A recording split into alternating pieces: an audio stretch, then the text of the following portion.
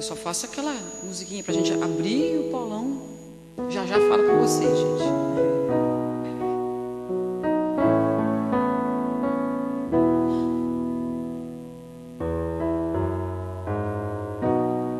Ando devagar, que já tive pressa. Levo esse sorriso, porque já chorei demais. Hoje me sinto mais forte, mais feliz. Quem sabe só levar a certeza de que muito pouco eu sei. Eu nada sei. Conhecer as manhas e as manhãs, o sabor das massas e das maçãs. É preciso amor pra poder pulsar, é preciso paz pra poder sorrir, é preciso a chuva para florir. Penso que cumprir a vida seja simplesmente compreender a marcha e tocando em frente. Como um velho boiadeiro levando a boiada, eu vou trocando os dias, pela longa estrada eu vou. Estrada eu sou. Conhecer as manhas e as manhãs, o sabor das massas e das maçãs. É preciso amor pra poder pulsar, é preciso paz pra poder sorrir, é preciso a chuva para florir. Todo mundo ama um dia, todo mundo chora um dia. A gente chega, no outro vai embora. Cada um de nós compõe a sua história. Cada ser em si carrega o dom de ser capaz e ser feliz. Conhecer as manhas e as manhãs, o sabor das massas e das maçãs. É preciso amor pra poder pulsar, é preciso paz pra poder sorrir, é preciso a chuva para florir.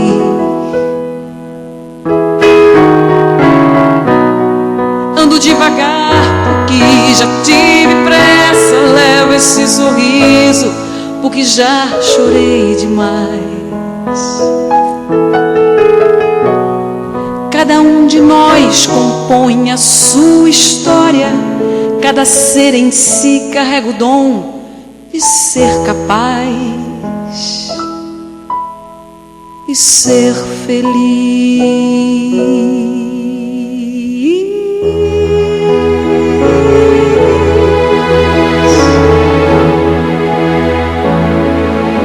Essa é uma canção que eu costumo dizer que é uma oração, né? E existem muitas canções populares com mensagens divinas. Eu vou cantar uma outra que não é conhecida. A gente descobriu ela um tempo atrás. Ela se chama Compromisso. E ela fala dessa coisa da nossa responsabilidade conosco mesmo, né?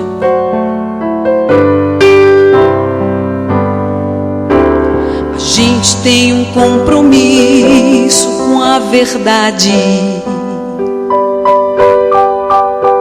Não dá mais pra ficar brincando de viver.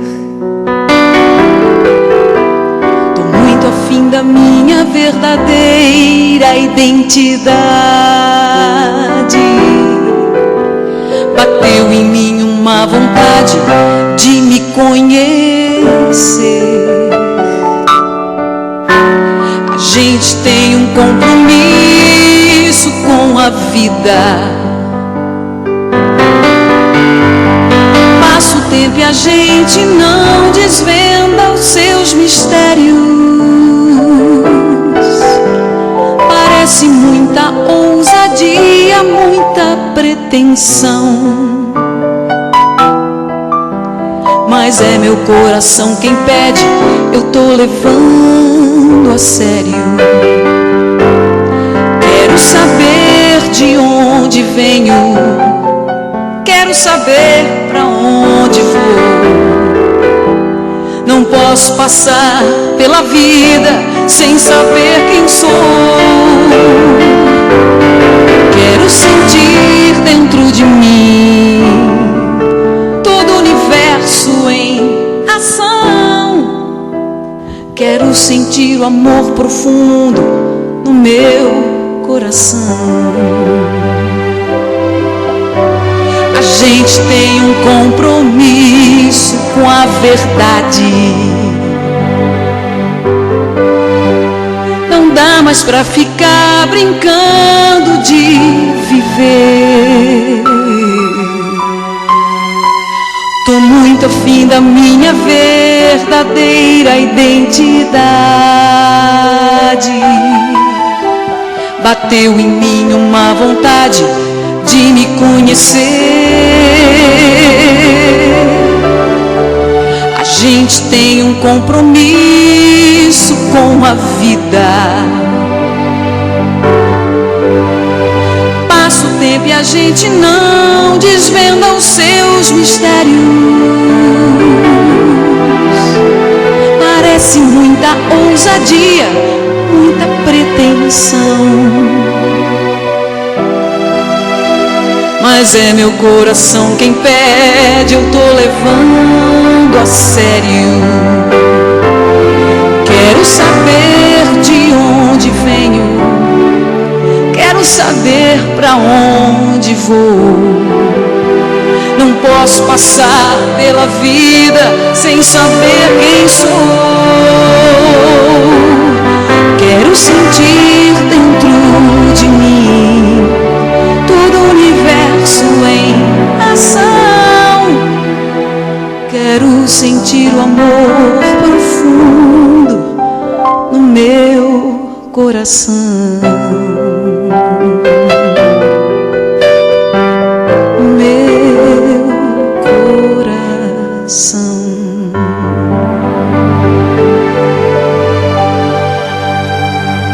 E agora eu vou deixar o Paulão falar, gente, juro que eu deixo.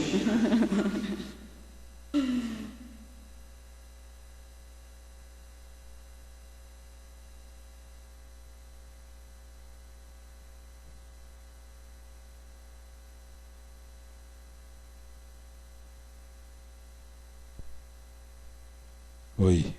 Oi, tá saindo? Tá. Oi. Não, tá bom, né? Tá bom. Pessoal, eu tô aqui com uma revista na mão e é a revista Época de 19 de novembro. E ela traz, num dos seus assuntos, ela tem uma coluna que se chama Vida, né? Espiritualidade. Os avanços da ciência da alma. Quem conseguir adquirir essa revista é muito interessante. Ela é estimulante, né? Embora ela traz verdades que a gente já trabalha com elas. A doutrina espírita, especialmente, trabalha desde o seu início, né? Mas um assunto que é uma submanchete, um subtítulo. Pela primeira vez, o cérebro dos médiuns foi investigado com os recursos modernos da neurociência. Esse projeto, para quem não vai ler a revista, quem vai, eu só vou dar uma pinceladinha para não tirar o prazer da leitura, né? É um projeto feito entre a Universidade da Califórnia, da USP em São Paulo e da Universidade Federal do Rio de Janeiro. Como é que fica? UFRJ. o RFJ. Mas é um projeto já que vem de 4, 5 anos, porque nas universidades, o departamento de pesquisa, ele só começa a publicar quando os projetos já estão andando há algum tempo, né? Não é assim, o primeiro resultado positivo já corre para as revistas e os jornais, não. É preciso já haver um contexto positivo ou negativo. Como o contexto aqui é altamente positivo, significa que é um projeto de pesquisa que já se desenrola positivamente há mais de 5 anos. E os 3 pesquisadores, um americano e 2 brasileiros, são pessoas da comunidade científica, não são religiosos, né? Então isso traz para pesquisa em si uma credibilidade muito grande. Por quê? Porque quando religiosos estão envolvidos, a gente sempre tem um componente de paixão muito alto, né? A gente às vezes tende a torcer a verdade um pouquinho a nosso favor. Uma coisa que a ciência evita profundamente. Não que não tenha acontecido, de vez em quando escapa. Mas a ciência é profundamente criteriosa nos resultados, né? Então, quando um cientista faz um enunciado, o que ele mais precisa estar predisposto é a ser desmentido pelos seus colegas. Porque o que dá força a uma teoria ou uma tese científica é quando ninguém consegue provar que ela está errada. Então, o que um cientista quer quando ele enuncia um trabalho desse? Ele quer que outros cientistas verifiquem, analisem e que desmintam o que ele disse. Se ninguém conseguir fazer isso, significa que a tese dele tem consistência. Então vejam, é uma forma de buscar a verdade diferente do que a gente está acostumado, né? No meio religioso, a doutrina espírita é uma exceção, e já eu vou dizer por quê. O meio religioso às vezes se pede que se creia por temor, né? Se pede que se creia por barganha, por vantagens. Olha, se você for bonzinho com Deus, ele fará isso, aquilo outro para você. Se você não for bonzinho, você será castigadinho. E parece incrível, mas a nossa história religiosa é construída assim. O temor como componente fundamental comportamental, né? Ou seja, a minha fé em Deus, na nossa história religiosa, está muito ligada ao medo que eu tenho de Deus. E funciona. Por quê? Porque existem forças naturais que nos assustaram durante a nossa evolução toda. O que é ouvir um trovão? Aliás, hoje em dia ainda existem pessoas que têm medo de trovão, de raio. Eu, por exemplo, dependendo do estrondo, lá vai eu, né? Então, se alguém me disser que aquilo é a voz de Deus que não está gostando do que eu estou fazendo, olha, a doutrina espírita já me ajudou muito nisso, mas se fosse há um tempo atrás eu ia tender mas o que esse Deus quer que eu faça? Não, ele quer que você leve umas flores e uma vela lá e dê uma oferta na igreja dele, na conta do Bradesco, número tal, tal e tal. Eu vou, né? Por quê? O temor nos motiva a sermos manipulados. A ciência não vai por esse caminho. E Allan Kardec, no auge dos seus trabalhos, quando ele já tinha publicado o Livro dos Espíritos, o Livro dos Médiuns, Evangelho segundo o Espiritismo, ele era um homem profundamente questionado na França. Porque Kardec era um cientista, um professor, um homem de pesquisa, aquelas ideias de espiritismo, né? Ele foi chamado de louco, sim, várias vezes. Mas quando se chegava até ele, não se via um louco. Se via alguém que tinha um domínio do verbo, um domínio do raciocínio extremamente acima da média. E quando ele propunha questões, ele propunha embasado por experiências, por reflexões e principalmente por experiências. O trabalho de Kardec verificando a resposta de vários médiuns, em várias situações. Eu fico imaginando a alegria que ele não deve estar agora, onde estiver, ao ver a ciência trabalhando hoje, depois de 100 e poucos anos, a mediunidade. Né? A mediunidade que não é patrimônio nosso, dos espíritas, não. A mediunidade é uma potencialidade humana. Jesus a explorou, Moisés a explorou, os profetas, os povos.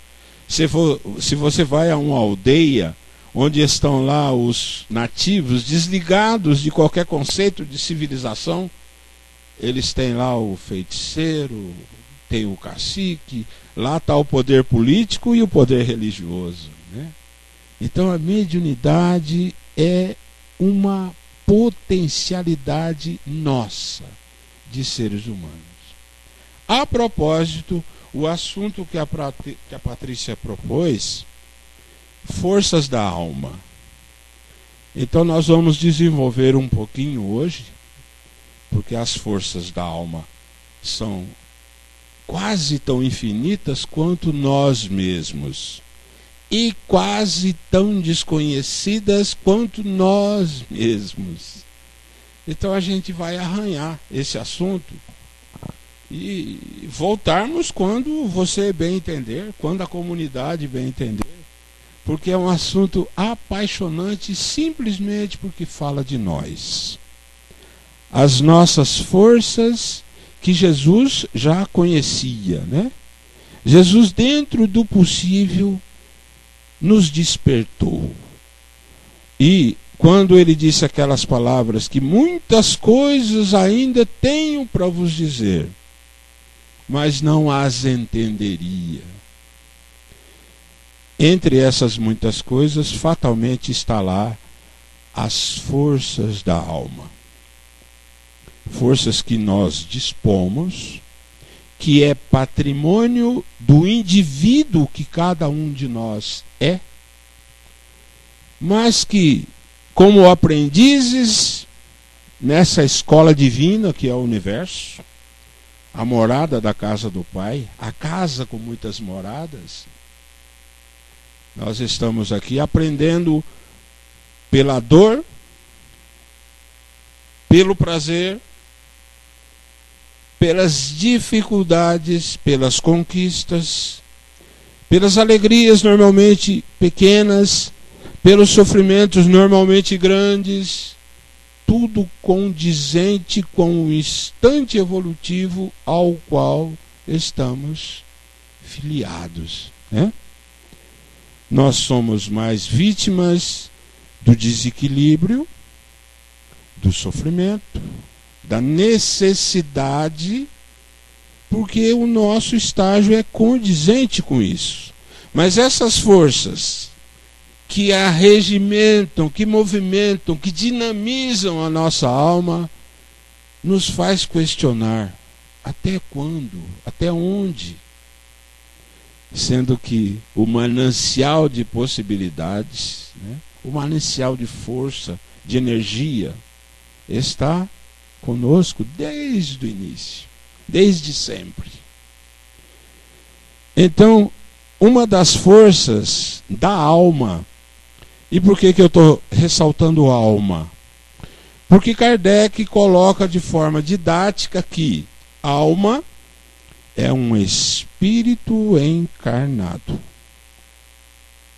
Ele diferencia alma de espírito.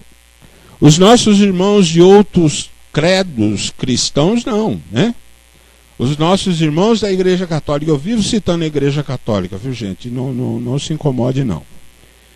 Os nossos irmãos da Igreja Católica colocam a alma como o ser humano não material, mas criado no momento da concepção. Ela não é pré-existente no conceito dos nossos irmãos. Ela será, sim, imortal. Mas ela inicia-se quando inicia a vida física. Juntamente a alma é criada. Fazendo uma alusão àquele sopro divino que está lá no Gênesis, né? Deus criou o homem do barro e soprou-lhe as narinas. Aí entra o espírito. É bonito. Que é bonito né? É poético essa interpretação dos nossos irmãos os católicos. A doutrina espírita trabalha com a consciência de eternidade. A consciência de não início e não final ao ser espiritual. Ou seja, nós como seres espirituais não conhecemos limites de tempo e espaço, de começo, meio e fim. O espírito, assim como o conceito de divindade, é o eterno presente. Interessante isso.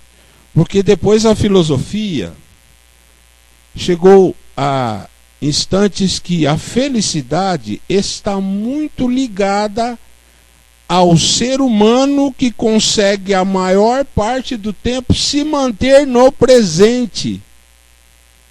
Nós temos uma dificuldade imensa em estar aqui e agora. A ansiedade é eu tentando viver agora o futuro. Eu estou preocupado com o que vai acontecer sem atentar muito ao que está acontecendo. Os estados depressivos, a gente sente que é estar vivendo o passado. Ressentimento, não perdão, vingança, culpa, muito bem lembrado. Aliás, a culpa, na economia psicológica do ser, tem um capítulo todo à parte, né? O que a culpa faz com a gente. Então veja, é uma quase relutância instintiva que nós temos em viver o presente, porque é só ele. Se alguma coisa vai acontecer no futuro, depende do presente.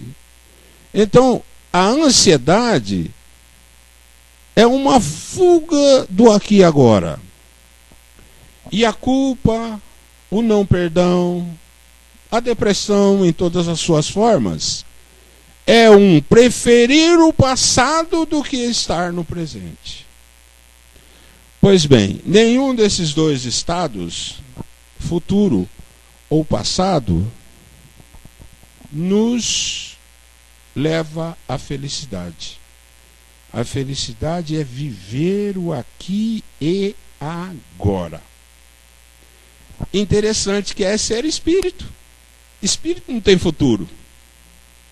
Ele não conhece tempo, né? Por que a gente se preocupa com o futuro? Porque nós temos noção de tempo. Nós, cérebro humano, tempo. Porque eu vou morrer. Eu vou morrer, é tempo, ó. Não morri ainda? É tempo. Eu nasci. Ah, mas a partir do momento que eu nasci, eu estou indo para a morte, eu vou morrer. Noção de tempo. Espírito não tem. Espírito, o ser espiritual que nós somos, não tem esse conceito. Então, enquanto eu estou me projetando no futuro, ansioso para o que vai acontecer, eu não estou espiritualmente. E se eu não estiver espiritualmente, eu não acesso o reino de Deus que está dentro de mim. Porque a doutrina toda de Jesus é baseada no Espírito. Jesus não veio falar para seres humanos carnais, homens dependentes das forças evolutivas que o trouxeram até o reino hominal. Não. Toda a lógica cristã está baseada no Espírito, que não conhece solução de final. Espírito não acaba. Espírito não junta tesouros. Para quê? Por que o Espírito juntaria tesouros? Espírito não foca o seu coração aonde está o seu tesouro. Que sentido faz, né? Juntar aquilo que será consumido, se o presente é eterno, ad eternum, né? Então, as forças da alma, nós vamos trabalhar hoje apenas umas, né? Nós vamos trazer aqui para vocês motivos de reflexão. A gente está trazendo aqui verdades? Não. A doutrina espírita maravilhosamente não trabalha com verdades impostas para que cada um acredite, não. Kardec dizia: o espírita precisa refletir. Aliás, ele tem algumas frases, né? É preferível que o espírita deixe de crer em 99 verdades do que crer numa mentira. E como é que se faz isso? Exercício da reflexão, né? Então, a gente sempre diz isso aqui e nós vamos sempre repetir, porque é muito bonito isso na doutrina espírita. O que um espírito faz? Espírito anda, caminha, chora, desliza? Não. Isso são procedimentos humanos, ou no máximo perispiríticos. Espírito pensa. Espírito pensa. A obra do Espírito, a ação do Espírito é toda pensar. Então, quando é que nós estamos espíritos? Quando estamos pensando. Quando estamos verificando verdades ao crivo do raciocínio. Então, quanto mais pensamos, mais os nossos músculos mentais, se é que isso existe, gente, né? Alguma coisa a gente tem que falar, né? Então vejam, quanto mais raciocinamos, quanto mais pensamos, refletimos, mais o pensamento se adestra na eterna busca da verdade. Aliás, busca da verdade, o que é isso? Filosofia. Espiritismo, ciência,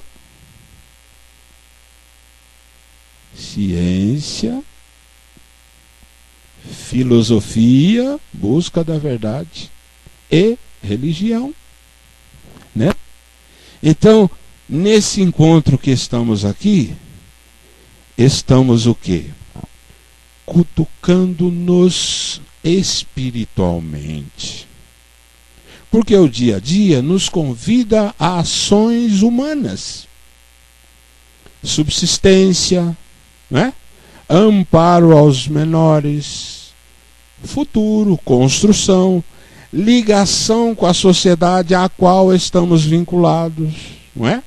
Conservação da cidade da qual fazemos parte. Aliás, a nossa Ibiporã, eu que cheguei em Ibiporã em 91, eu sou profundamente grato a essa terra. Que a gente aprende com Humberto de Campos que o pedaço de chão aonde a bondade de Jesus nos permite fincar raízes deve ser abençoada o tempo todo. Porque um espírito, ele não depende do local. Mas a gente ainda não se manifesta como espírito, né? A gente ainda precisa de muitos choques, muitas alegrias, muitas derrotas, muitas vitórias para ir despertando esse ser espiritual que nós somos. E quem é que vai nos dar esse apoio, né? Quem é que nos vai acolher até que isso aconteça, senão a comunidade a qual fazemos parte?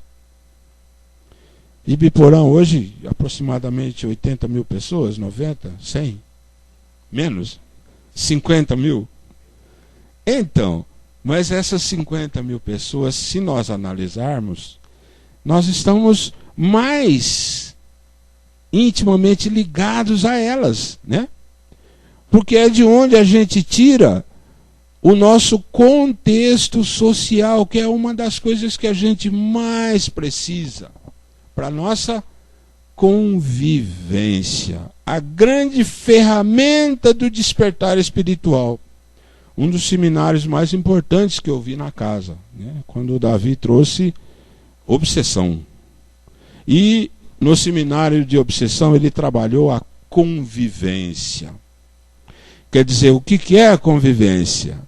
Eu preciso que outro toque os sentimentos meus que eu não consigo. Eu sou intolerante? Sou. Só que no dia a dia eu estou aqui bonitinho, né? Falando bonito. Ah, o Paulo, gente boa, toca musiquinha, né? Como é que eu vou descobrir a intolerância que está comigo? Quando alguém me fecha no trânsito.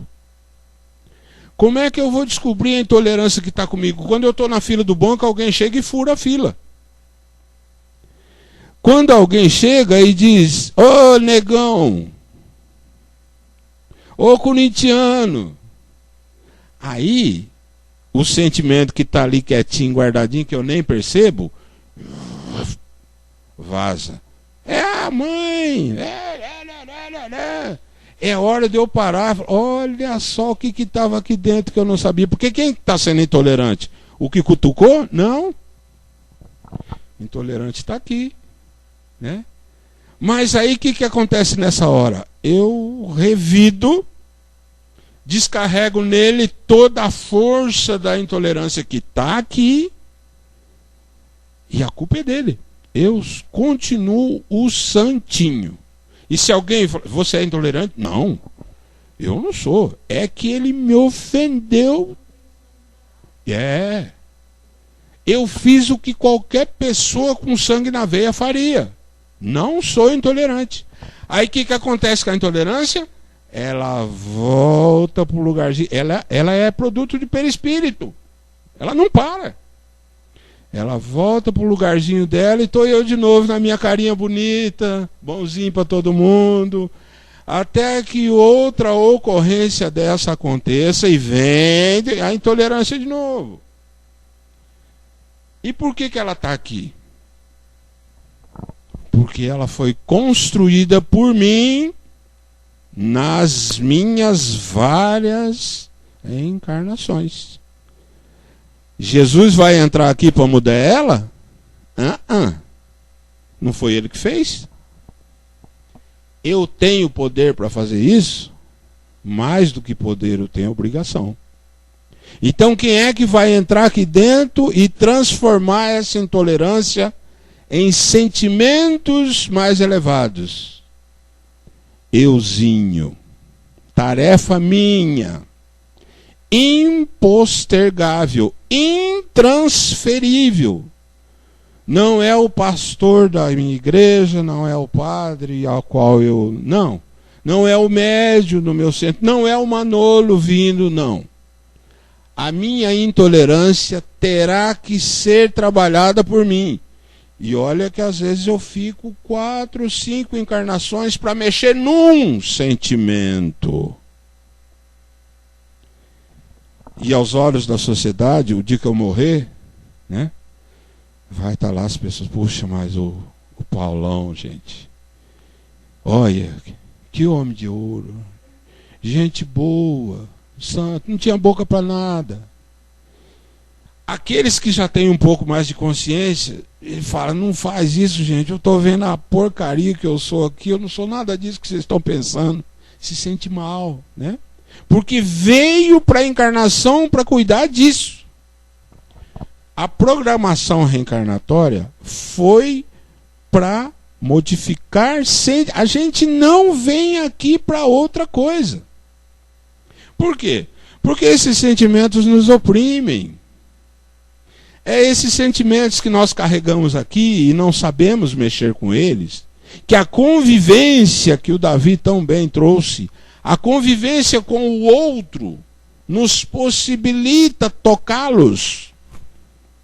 Mas quando eles aparecem, a gente, não, que isso? Como é que você fez isso comigo? Né? Então, tá aqui a Ana Lúcia, bonitinha, né? Uma santa. Aí chega um senhor mais novo que eu, magrinho, bonito, dá uma mexida com ela, pronto. O que acontece com o ser aqui? Ciumento. Onde já se viu?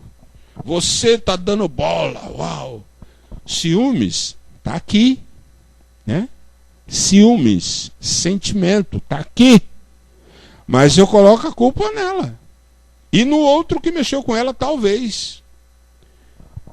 Vou alterar os ciúmes, que é uma falta de confiança, é falta de conhecer minhas potencialidades. Não. Não vou mexer com isso, não. Eu tenho motivos para ter ciúmes. E o ciúmes volta. Volta e se aquieta aqui dentro de novo. E aí a encarnação termina, vou eu para lá. O ciúme, a intolerância continuou do jeito que veio.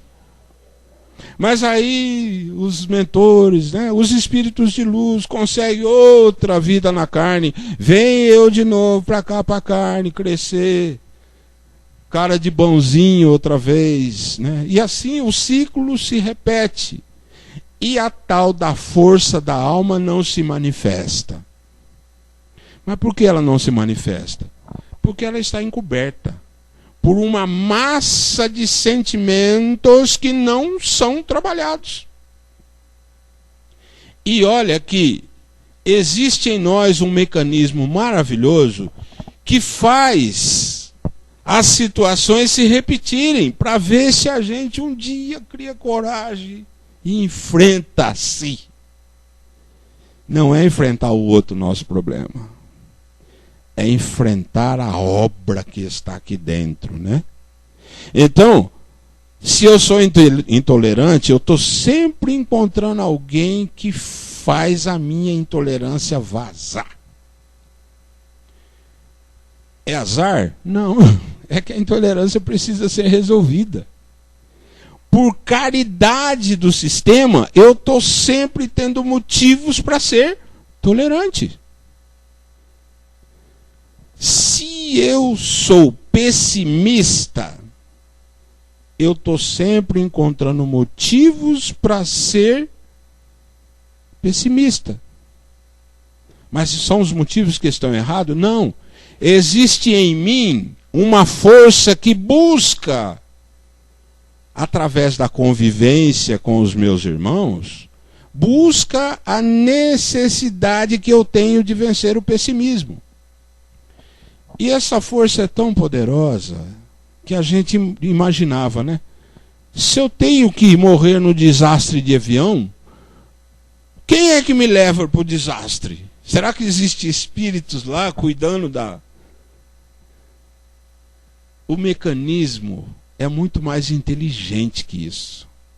A força que me leva a encontrar o que eu preciso está aqui. E é uma força viva, porque foi criada por mim, espírito. Então, naquele desastre da TAM, por exemplo, muita gente que não conseguiu embarcar saiu xingando. Que interessante, né? O nosso mecanismo. Pessoas que não conseguiram embarcar foram embora maldizendo. O que as levou a não embarcar? Sintonia. A força sentimental, espiritual, não pluga no acidente que ia acontecer. Então ele não consegue entrar, não entra. E o que tinha que estar lá? O que tinha que estar, estava. Mecânica maravilhosa, precisa. Foram castigados? Não, foram libertos. As tarefas que acontecem na nossa vida, sejam boas ou más, segundo a nossa ótica, são sempre maravilhosas, porque visam a nossa libertação. Então, toda vez que eu encontrar alguém que me ofende, e que eu tenha a chance de praticar aquele sentimento que eu não consigo, aquilo é para me libertar, não é para me castigar. Toda vez que alguém me chama de negro, seu negro, aquilo não é castigo. É uma forma de eu me libertar. Algum plug eu tenho com essa situação. É assim que o espírita pensa. Então, chama de negro uma vez, eu revido. Chama a segunda, eu revido. Chama a terceira, eu devia. Puxa, peraí. O que Jesus disse? Aí vem o evangelho, né? Em socorro. Perdoar. Não, na terceira eu não consegui ainda, mas vai vir a quarta. E vem a quinta. Porque a vida inteira a situação fica se repetindo. Até que eu consiga. Assim que eu consegui, fui liberto daquela limitação. É um mecanismo libertador. Porque assim que esse sentimento é resolvido, uma casca a mais que está sobre o reino de Deus aqui dentro, sai. Um facho de luz a mais brota. Então, de sentimento em sentimento que me oprime, eu vou tirando as amarras do reino de Deus que está aqui todo camuflado pelo ser humano que eu sou. E não pelo espírito que eu sou. Né? Então, cada casca dessa que eu tiro é o ser espiritual se manifestando, se libertando. De qual verdade que ele precisa? Da que está nele, não da que está fora. Não tem verdade fora da gente nenhuma, não, gente. Conheça a verdade e a verdade vos libertará. Está ali dentro. A verdade que oprime o espírito eterno que nós somos. A luz que nós somos. Jesus disse, brilhe a vossa luz. E espírito é luz. Né? Então, trabalhar os sentimentos é o primeiro exercício de libertar as forças da alma que estão à nossa disposição. Para nós encarnados, uma delas é a capacidade de arregimentar vidas para que a nossa vida aconteça, né? A gente já disse isso e repetimos hoje de novo. Aproximadamente de 20 a 70 trilhões de células estão a nosso serviço para que a gente esteja aqui no corpinho. Se cada célula é um princípio inteligente, né? Então nós necessitamos da participação de 20 a 70 trilhões de princípios inteligentes para que a gente esteja numa encarnação. Sendo vítima da convivência, que vai cutucando os sentimentos que nós trazemos de milênios, para que através da vivência do Evangelho, nós vamos libertando o espírito luminoso que somos. E com essa frase eu encerro com vocês hoje, dizendo da alegria de revê-los, que é sempre muito bom estar na casa, a nossa casa, né? E com você, Patrícia, muita paz, gente.